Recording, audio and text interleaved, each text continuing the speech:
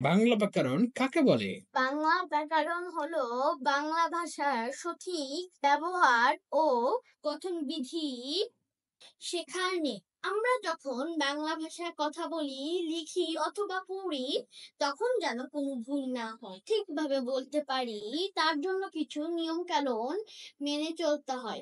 সেই নিয়ম কানুন গুলোই হলো বাংলা ব্যাকরণ। বাংলা ব্যাকরণ কত প্রকার ও কি কি? বাংলা ব্যাকরণ ৪ প্রকার: ধ্বনিতত্ত্ব, রূপতত্ত্ব, অর্থতত্ত্ব, বাক্যতত্ত্ব। ভাষা কাকে বলে? যে মাধ্যম দ্বারা মানুষ কথা বলে, লিখে এবং ভাব প্রকাশ করে তাকেই ভাষা বলে। ভাষা কত প্রকার ও কি কি? ভাষা ২ প্রকার।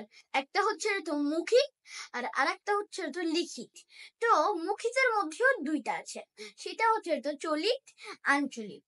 গুড। বর্ণের মাত্রা কাকে বলে? ধ্বনি লিখিত রূপকে বর্ণ বলে এবং বর্ণের উপর যে রেখা থাকে সেসব রেখাকে বর্ণ মাত্রা বলে। মাত্রা ভেদে বর্ণ কত প্রকার ও কি কি? মাত্রা ভেদে বর্ণ ৩ প্রকার: পূর্ণমাত্রা, একটা অর্ধমাত্রা এবং আরেকটা মাত্রাবিহীন। পূর্ণমাত্রা কাকে বলে?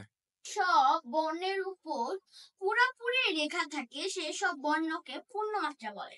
পূর্ণমাত্রা কতটি? পূর্ণমাত্রা ৩২টি। যেমন অ, আ, হ্রস্বই দীর্ঘই, ক, খ, গ, ঘ। আচ্ছা। অর্ধমাত্রা কাকে বলে? এসব বর্ণের উপর অর্ধেক রেখা রেখা থাকে সেসব বর্ণকে অর্ধমাত্রা বলে। অর্ধমাত্রা কতটি?